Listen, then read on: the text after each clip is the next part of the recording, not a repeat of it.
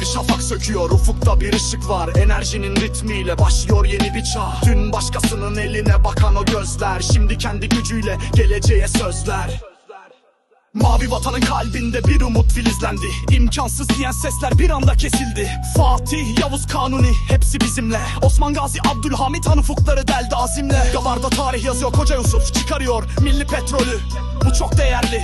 Bu ülke için sen ben yok, biz varız. Her zaman biriz, beraberiz. Bu gençliğin sesi, Gabar kardeşliğin enerjisi. Karadeniz'in altından bir müjde yükseldi. Kendi gazımızla ısınıyor evler şimdi. Akkuyu'da bir dev uyanıyor, atomlar güce dönüyor. Korkusuz temiz durmuyor, geleceği aydınlatıyor. Konya'da tarlalar güneşle yıkanıyor. Çanakkale'de rüzgar türbinle şahlanıyor. Yeşil enerji hedefi, bu vatanın nefesi. Her bir panel, her bir kanat, bu toprağın gür sesi.